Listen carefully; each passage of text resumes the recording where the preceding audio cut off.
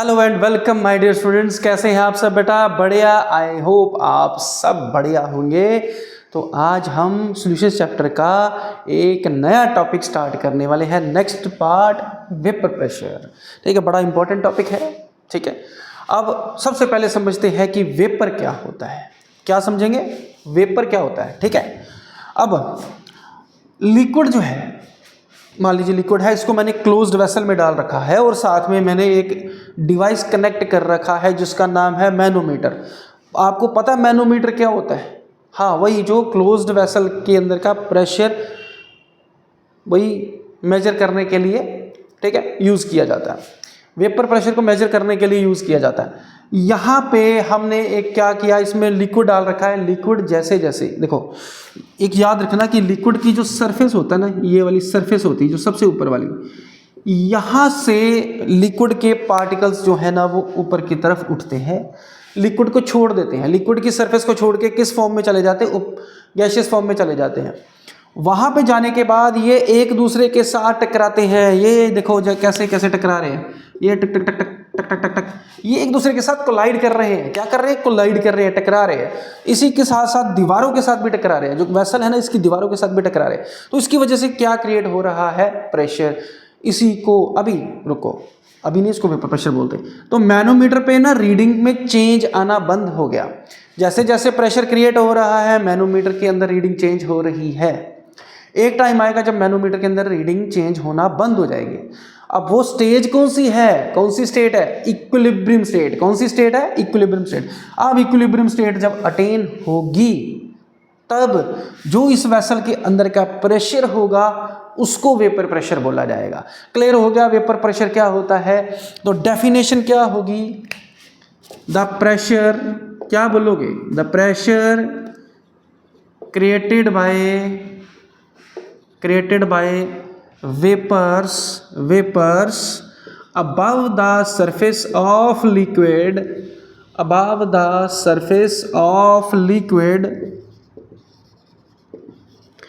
at a particular temperature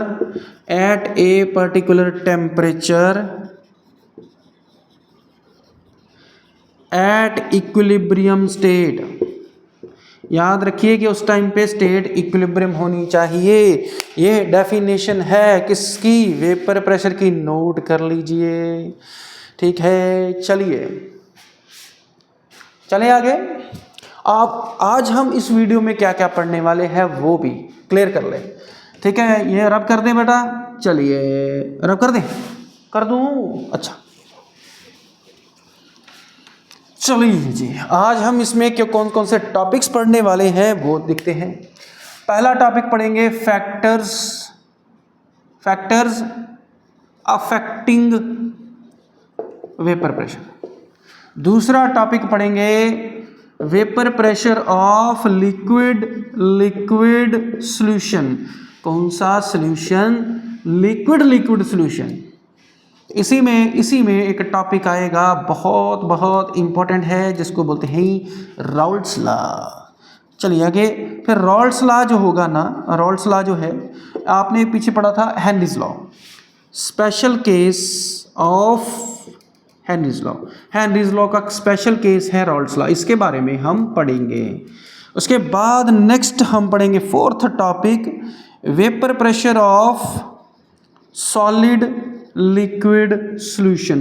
total कितने points हैं इसमें? कितने टॉपिक्स हैं? 4 टॉपिक्स पढ़ेगा। फिफ्थ भी है अभी। फिफ्थ कौन सा है?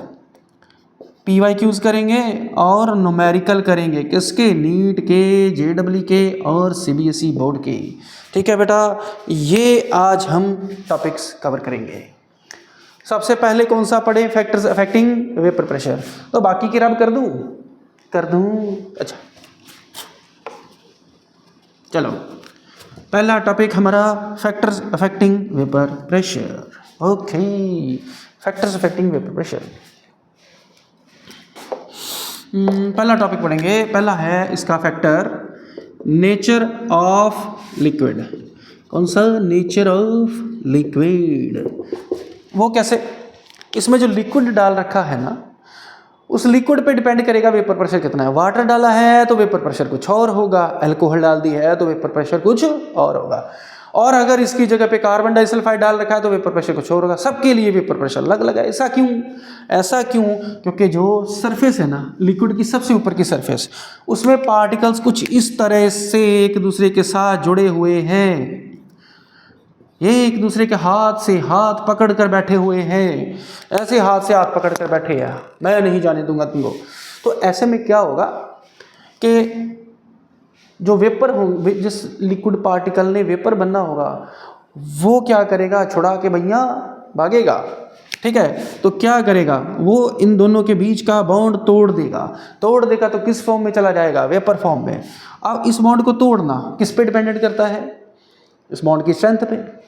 अगर ये बॉन्ड वीक है तो जल्दी वेपर फॉर्म में जाएगा, ठीक है, और ये स्ट्रॉन्ग है तो वेपर फॉर्म में जल्दी नहीं जाएगा। इसका मतलब है जो फोर्स ऑफ अट्रैक्शन है, फोर्स ऑफ अट्रैक्शन जितनी कम होगी वेपर प्रेशर उतना ज़्यादा होगा, ठीक है, और फोर्स ऑफ अट्रैक्शन ज़्यादा होगी तो वेपर प्रेशर कम होगा। इसका मतलब है कि बॉन्ड अगर वीक है तो वेपर प्रेशर ज़्यादा, और स्ट्रॉन्ग है तो वेपर प्रेशर कम। ओके, ये टॉपिक क्लियर हुआ। नेचर ऑफ लिक्विड क्लियर हो गया बेटा। अब इसके बाद नेक्स्ट पढ़ेंगे इफेक्ट ऑफ टेम्परेचर, ठीक है। ये चीज़ क्लियर हो गई तो बोलो क्लियर है, बोलिए क्लियर है। ओके, कॉपी पे नोट कर लो या आप स्क्रीनशॉट ले लीजिए, ठीक है, या तो वीडियो तो मेरे यूट्यूब चैनल पे है ही, जब मर्जी आओ। अगर आपने अपने चैनल को सब्सक्राइब किया हुआ है, आपका अपना चैनल है, अगर सब्सक्राइब किया हुआ है तो दोबारा फिर इस वीडियो पे आओगे, ठीक है, और अगला पार्ट भी आपको मिल जाएगा। क्यों? क्योंकि आपको नोटिफिकेशन पहुंच जाएगा, ठीक है। इसको रब करें, चलिए नेचर ऑफ लिक्विड हो गया। अब दूसरा क्या है? दूसरा है टेम्परेचर। क्या है? टेम्परेचर। अब इसको क्या है? मान लीजिए कि यहाँ पे इस वेसल को मैंने गर्म करना शुरू कर दिया, नीचे आग लगा दी मैंने इसके नीचे। अब क्या होगा कि लिक्विड के जो पार्टिकल्स हैं ना, लिक्विड के पार्टिकल्स, इनको हीट मिलना स्टार्ट हो जाएगी, तो इनकी काइनेटिक एनर्जी बढ़ेगी। क्या बढ़ेगी? Kinetic energy. और याद रखिए कि फोर्स ऑफ अट्रैक्शन की काइनेटिक एनर्जी के आगे नहीं चलती। जब पार्टिकल्स के पास काइनेटिक एनर्जी है तो फोर्स ऑफ अट्रैक्शन तो टूटेगी। ऐसे में क्या होगा? जो पार्टिकल सबसे नीचे होगा उसको हीट ज़्यादा मिली है, उछलता हुआ वो सरफेस पे आएगा। सरफेस पे आने के बाद यहाँ से निकल जाएगा। याद रखिए कि पार्टिकल जो वेपर है वो कहाँ से निकलेगा? सरफेस से, सबसे ऊपर वाली सरफेस से, वहाँ से वेपर फॉर्म में जाएगा। याद रखिए, ये आगे भी टॉपिक आपके काम आएगा। ये इतना सा पॉइंट काम आएगा कि जब भी वेपर निकलेगा लिक्विड से, कहाँ से निकलेगा? सबसे अपर सरफेस से निकलेगा, ठीक है। आया वो नीचे से आया, बट जब सरफेस पे पहुंचा उसके बाद वो वेपर फॉर्म में चला गया, ठीक है। दोनों टॉपिक क्लियर हो गए, टेम्परेचर भी क्लियर हो गया, नेचर ऑफ लिक्विड भी क्लियर हो गया। अब हम पढ़ेंगे liquid solution, vapour pressure of, बोलिए सेकंड टॉपिक कौन सा है? Vapour pressure of liquid solution, liquid solution. Second topic हमारा है vapour pressure of liquid solution. अब ये डायग्राम रब कर दूं मैं आपकी, ये जो डायग्राम रखी हुई है इसको रब कर दूं? अरे बोलते ही नहीं आप लोग तो। चलिए मैंने इसको रब कर दिया, ठीक है। और मेरी इस वीडियो को लास्ट तक देखना ज़रूर, क्योंकि लास्ट में मैं बहुत ही इंटरेस्टिंग टॉपिक्स, निमोनिक्स वगैरह बताने वाला हूँ, आपको इस ट्रिक को याद करने की टेक्निक बताने वाला हूँ, तो मिस मत करना, ठीक है। अब मैंने क्या किया, यहाँ पे मेरे पास 2 वेसल हैं। कितने वेसल हैं? 2, ठीक है, क्योंकि 2 लिक्विड डालने वाला ना, एक में एक लिक्विड है, दूसरे में दूसरा लिक्विड है। इसमें मैंने लिक्विड डाल दिया ए, कौन सा? ए, कोई मान लेते हैं 1, 2 मान लो, कुछ भी। इसका नाम रखा मैंने ए लिक्विड, ठीक है, इसका नाम है ए लिक्विड। अब दूसरे वेसल में जो लिक्विड डालूंगा उसका नाम बताइए क्या है? मुझे पता है आप कौन सा नाम रखने वाला हो उसका, मैं भी वही रखने वाला हूँ, बी। 2 लिक्विड है, एक लिक्विड का नाम है ए, दूसरे लिक्विड का नाम है बी। अब ये दोनों प्योर कंपोनेंट है, इसमें कोई भी और चीज़ नहीं है। लिक्विड ए में लिक्विड ए के ही पार्टिकल है, बी में बी के पार्टिकल है। अब मैं क्या करने वाला हूँ, लिक्विड ए का जो वेपर प्रेशर होगा उसको किससे डिनोट किया जाएगा? PA डिग्री से, और लिक्विड बी के जो वेपर प्रेशर होगा उसको डिनोट किया जाएगा पीबी डिग्री से। पीए डिग्री यानी कि vapour pressure of pure component, और P B degree vapour pressure of pure component B. दो वेपर प्रेशर है, दोनों लिक्विड अभी अलग अलग हैं, एक पीए डिग्री और दूसरा पीबी डिग्री। लिख देता हूं मैं यहाँ पे, ठीक है, याद भूल जाएगा बाद में। पीए डिग्री क्या है? Vapour pressure of pure component A, और पीबी डिग्री क्या है? Vapour pressure of pure component B. दो अलग अलग लिक्विड है। अब यहां पे एक चीज माननी पड़ेगी कि जो लिक्विड है वो वोलाटाइल होते हैं। क्लियर हो गया? वो जो लिक्विड होते हैं वो क्या होते हैं? वोलाटाइल। अब मैं इन दोनों को मिक्स कर देता हूं। ये लीजिए, मैंने इसका ढक्कन खोल दिया और इसका भी ढक्कन खोल दिया। अब मैंने लिक्विड बी और ए आपस में मिक्स कर दिए, तो यहां से लिक्विड बी को हटा दिया जाता है। अब एक ही वेसल है मेरे पास जिसमें दोनों कंपोनेंट्स हैं, ए भी है और बी भी है, और मैंने इसको ऊपर से बंद कर दिया है, फिर से ढक्कन लगा दिया मैंने इसका। ठीक है, अब दोनों कंपोनेंट्स हैं इसमें, ए और बी। ठीक है, अब इसमें ए भी अपना प्रेशर बनाएगा और बी भी अपना प्रेशर बनाएगा। जो ए का प्रेशर होगा सॉल्यूशन में, उसको पार्शियल वेपर प्रेशर बोला जाएगा। आपको नया कंपोनेंट आ गया, एक नया वर्ड आ गया, पार्शियल वेपर प्रेशर। यानी दो चीजें अगर आपस में मिक्स है तो एक कंपोनेंट ने जो अपना वेपर प्रेशर बनाया है उसको पार्शियल वेपर प्रेशर बोला जाता है। तो यहां लिख देते हैं भाई, ठीक है। और जो वेपर प्रेशर होगा ए का, अगर मैं ए को इंक्रीज करता जाता हूं तो मेरे पास पार्शियल वेपर प्रेशर किसका इंक्रीज होगा? ए का। अगर मैं बी को इंक्रीज करूंगा तो बी लिक्विड इसमें ऐड करता जाता हूं तो वेपर प्रेशर किसका मेरे पास आएगा? पार्शियल वेपर प्रेशर बी का। ये तो क्लियर है ना? हाँ, तो यहां पे लिखता हूं मैं, फॉर कंपोनेंट ए, तो पार्शियल वेपर प्रेशर को मैंने डिनोट करता हूं पी ए से।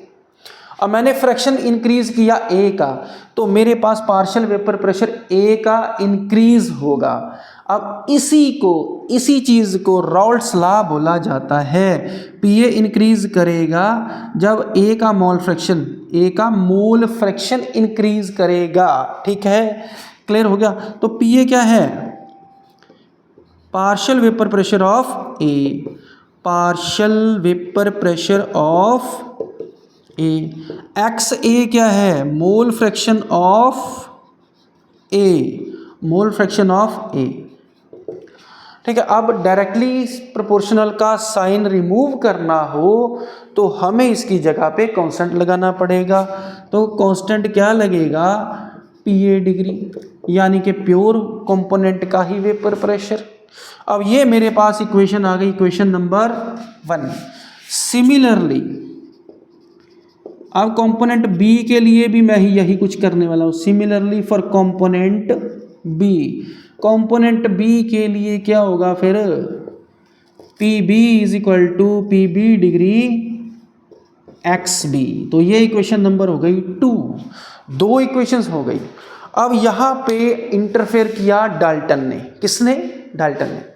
डाल्टन का कहना था कि पार्शियल वेपर प्रेशर ए का और पार्शियल वेपर प्रेशर बी का दोनों को ऐड कर दो तो इस लिक्विड का टोटल वेपर प्रेशर आ जाएगा। क्या बात कही उसने, वाह वाह वाह वाह। तो डाल्टन्स लॉ के अकॉर्डिंग जो टोटल वेपर प्रेशर है वो किसके इक्वल होगा? ए का partial vapour pressure plus B का पार्शियल वेपर प्रेशर। तो इस इक्वेशन को हम 3 मान लेते हैं।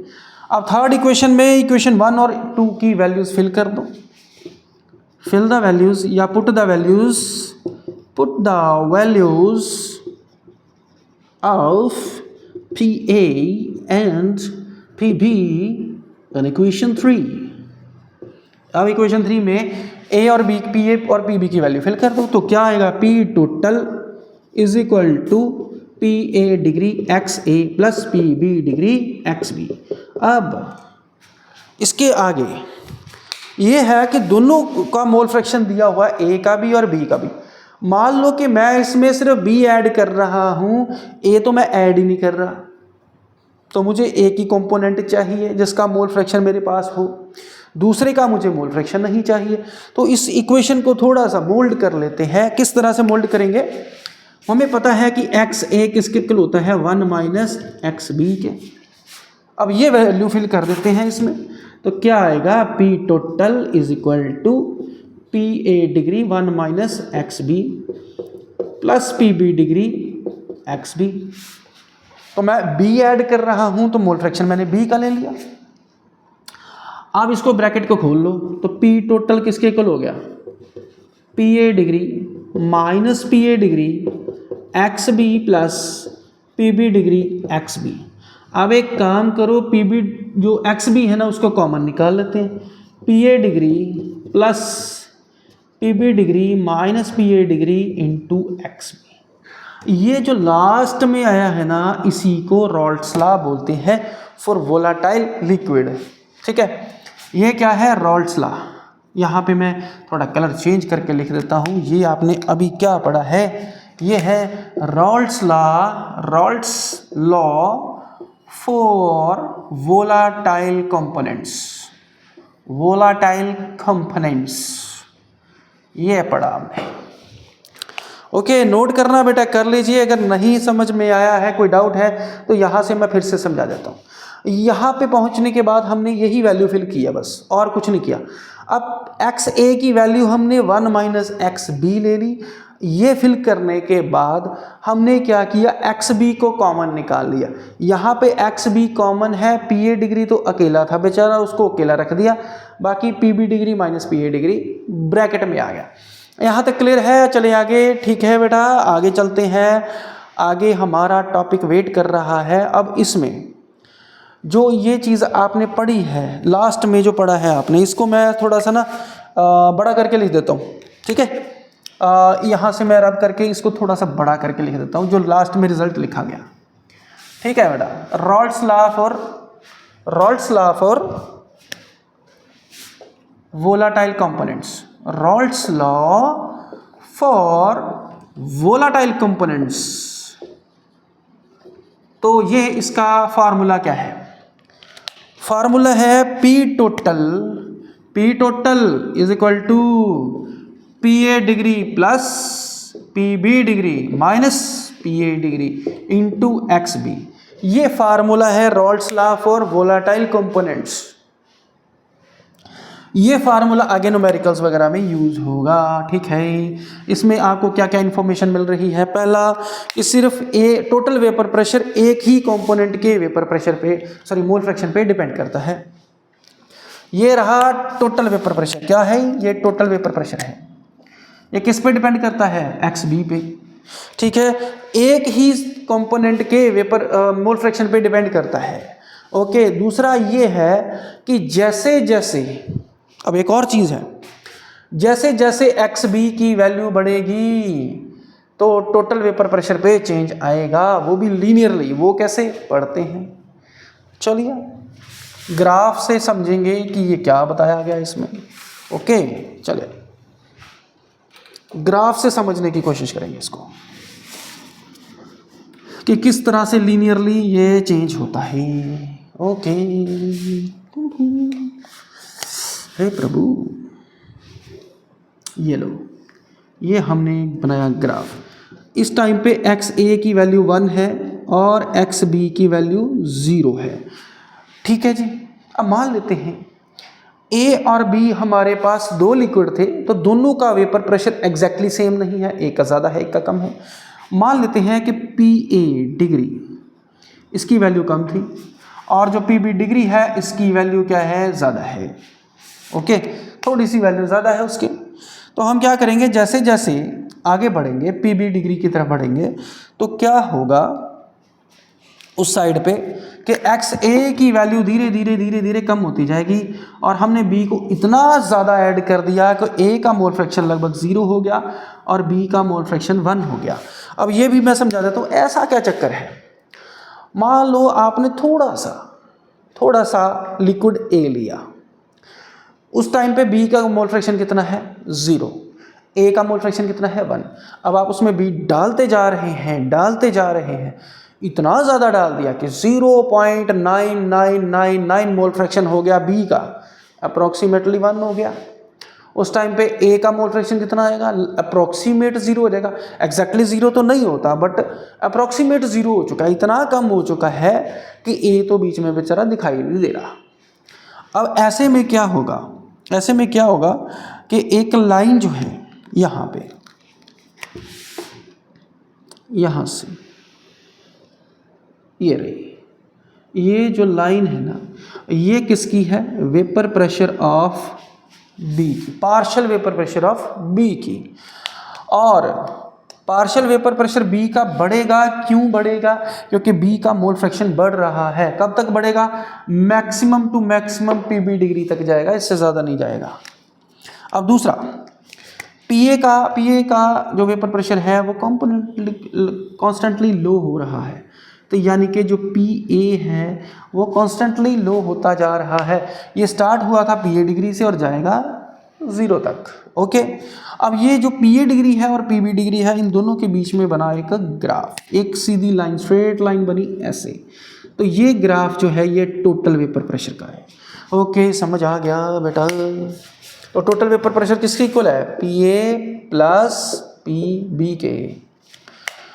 ये जो रेड लाइन दिखाई दे रही है ना, ये है पीए यानी कि पार्शियल वेपर प्रेशर ऑफ ए की लाइन, और जो ब्लू लाइन दिखाई दे रही ये है partial vapour pressure of B की लाइन, और ये जो ब्लैक वाली दिखाई दे रही ये है टोटल वेपर प्रेशर ऑफ ए और बी की लाइन। तो यहाँ तक क्लियर हो गया बेटा आपको, ठीक है, ओके, क्लियर है। अब इस ग्राफ से हमें क्या पता चलता है कि जैसे जैसे आप बी को इंक्रीज करते जाओगे तो बी का ही पार्शियल वेपर प्रेशर बढ़ता जाएगा और टोटल वेपर प्रेशर भी, क्योंकि बी का जो पार्शियल वेपर प्रेशर है, प्योर कंपोनेंट का वेपर प्रेशर है वो ज़्यादा है, तो टोटल वेपर प्रेशर भी बढ़ता जाएगा। क्लियर हो गया। अब यहाँ तक क्लियर है तो आगे चलते हैं अगले टॉपिक पे। ये टॉपिक अगर आपको क्लियर है तो नेक्स्ट टॉपिक है हमारा Raoult's law is a special case of Henry's law. Next हमारा टॉपिक है Raoult's law as a special case of Henry's law. Okay, पढ़े बेटा, चलिए नेक्स्ट थर्ड टॉपिक हमारा, थर्ड टॉपिक पे पहुंच भी गए हम तो। इसके बाद तो फोर्थ टॉपिक है, उसके बाद तो खत्म। Raoult's law as a special case of Henry's law पढ़ेंगे। सबसे पहले रॉल्स लॉ पढ़ते हैं। रॉल्स लॉ क्या लिखा था हमने, रॉल्स लॉ पढ़ा था हमने कि टोटल वेपर प्रेशर किसी भी कंपोनेंट का, नहीं, हमने पढ़ा था P A is equal to P A degree X A, ये पढ़ा था हम, रॉल्स लॉ था। यहाँ लिख लेते हैं, यहाँ लिखेंगे रॉल्स लॉ। रॉल्स लॉ लिखा था P A is equal to P A degree X A, ठीक है। हेनरीज लॉ, दोनों में एक डिफरेंस है बेटा कि इसमें दोनों लिक्विड लिए गए, ये लिक्विड लिक्विड सॉल्यूशन था, और हेनरीज लॉ क्या था, गैस और लिक्विड का सॉल्यूशन के लिए एप्लीकेबल था। तो ये किसके इक्वल था, P is equal to K H into X. Pressure is directly proportional to mole fraction, pressure is directly proportional to mole fraction. दोनों में एक चीज कॉमन है, ठीक है। कॉमन क्या है, कॉमन ये है, if Rawls law and Henry's law are compared,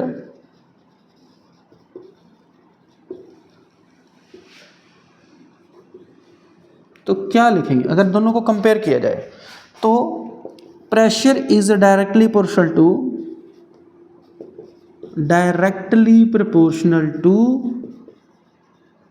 proportional to mole fraction. Mole fraction के डायरेक्टली प्रोपोर्शनल है, किसके, सॉल्यूट के, मोल फ्रैक्शन ऑफ सॉल्यूट के डायरेक्टली प्रोपोर्शनल है, ओके। और अगर इन दोनों का डिफरेंस देखा जाए तो यहाँ पे हेनरीज कांस्टेंट यूज किया गया है के एच, ठीक है।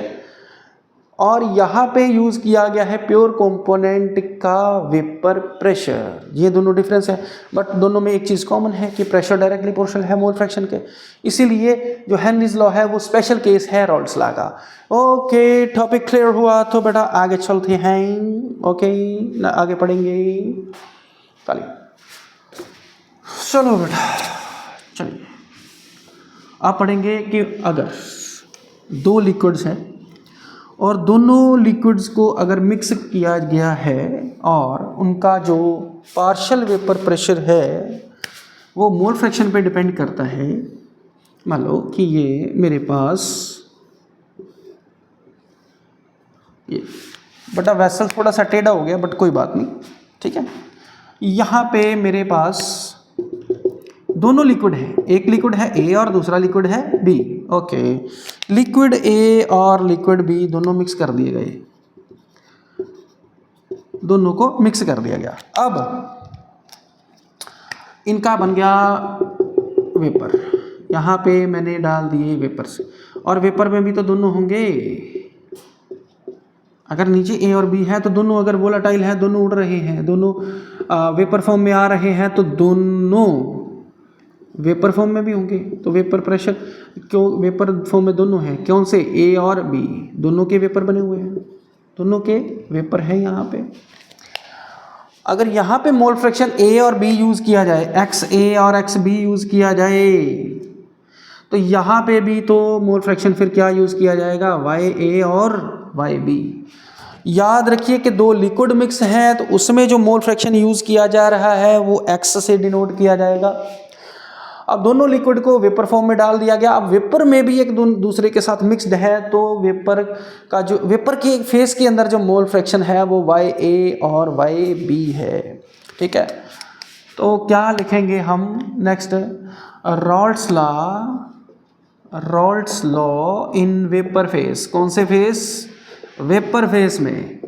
वेपर फेस में क्या पढ़ेंगे, एनसीईआरटी में बिल्कुल क्लियर बताया गया है कि जो पी ए है, P A is equal to Y A of P total, ठीक है। इस इक्वेशन को 1 मान लेते हैं, तो वाई ए किसके इक्वल है, P A upon P total, और टोटल वेपर प्रेशर किसके इक्वल है, P A plus P B के, ठीक है। इसी तरह से दूसरी इक्वेशन है पी बी, तो इसका क्या है, Y B into P total. तो यहाँ पे क्या आएगा, Y B is equal to P B over P total, ठीक है। तो ये किसके इक्वल है, P B upon P A P A plus P B. आपने मोल फ्रैक्शन वाला फार्मूला देखा ना, वहाँ पे नंबर ऑफ मोल्स था, यहाँ पे लिक्विड में लिया गया था नंबर ऑफ मोल्स, ठीक है। यहाँ पे क्या लिया गया है, प्रेशर, टोटल प्रेशर नीचे, और जिसका आपने मोल फ्रैक्शन निकालना है वेपर फेस में उसका वेपर प्रेशर ऊपर। ओके, क्लियर हो गया। इसके रिलेटेड भी कुछ न्यूमेरिकल्स है बेटा, तो वो भी हम सॉल्व करेंगे। अगर यहाँ तक क्लियर हो गया बेटा, इसका एक और देखो, पी ए यूज़ किया गया, यहाँ पी बी। अब बहुत सारे कंपोनेंट्स हैं लिक्विड में, तो P I is equal to Y I into P total, ये इक्वेशन बन गया। ओके, यहाँ पे क्लियर है, तो आगे चलें, रब कर दें बेटा। लास्ट हमारा एक ही टॉपिक रह गया है, Raoult's law for non volatile solute, यानी कि सॉलिड लिक्विड सॉल्यूशन। कौन सा, सॉलिड लिक्विड सॉल्यूशन। चलिए, हो चलो, vapour pressure of solid liquid solution. इसमें रॉल्ट्स लॉ जो यूज़ किया जाएगा, इसमें जो रॉल्ट्स लॉ यूज़ किया जाएगा, रॉल्ट्स लॉ फॉर किसके लिए, नॉन वोलाटाइल सॉल्यूट के लिए। किसके लिए, नॉन वोलाटाइल सॉल्यूट के लिए। चलिए इसको भी एक डायग्राम से समझने की कोशिश करते हैं कि क्या बताने की कोशिश की है। नॉन वोलाटाइल सॉल्यूट क्या करेगा इसमें, ये मेरे पास एक कंटेनर है, क्या है, कंटेनर है। अब इसमें मैंने डाल दिया लिक्विड,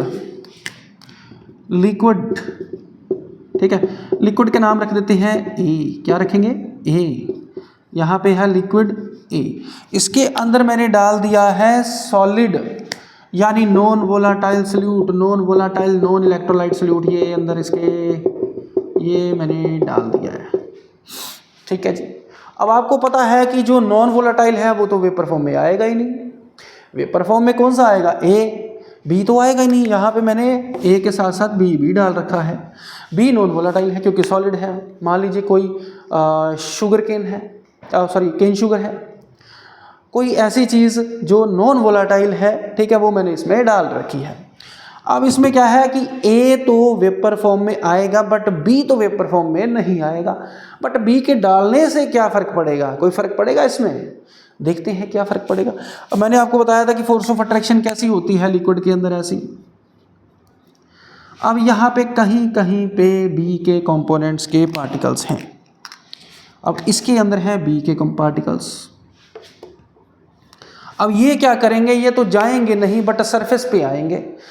अब सरफेस पे आएंगे तो लिक्विड को भी नहीं जाने देंगे क्योंकि इनका सरफेस एरिया लो कर दिया गया। लिक्विड के पार्टिकल्स के लिए सरफेस एरिया डिक्रीज कर दिया क्योंकि बीच में अब सोल्यूट के पार्टिकल्स आ चुके हैं, और जिसकी वजह से वेपर प्रेशर कम होगा, ठीक है।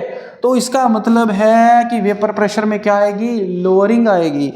लोअरिंग पता है ना, कम हो जाएगा, ठीक है। तो इसमें क्या होगा कि वेपर प्रेशर कम हो जाएगा। जैसे जैसे बी को ऐड करते जाओगे वेपर प्रेशर कम होता जाएगा।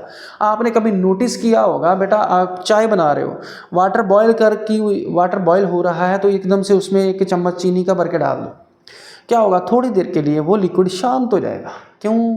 क्योंकि वो उसकी सरफेस पे आ गया लिक्विड। अब शुगर जो है वो सरफेस पे आ गई जिसकी वजह से वेपर नहीं निकले, दोबारा फिर से निकलेंगे बट, ठीक है, तो प्योर लिक्विड की वजह से नहीं निकलेंगे अब, ठीक है। अब बी भी उसके साथ इंटरफेयर करेगा, ठीक है। अब वो क्या करेगा, बी जो है वो ए को वेपर बनने से रोकने की कोशिश करेगा जिसकी वजह से ए का वेपर प्रेशर कम होगा। क्लियर हो गया? ओके।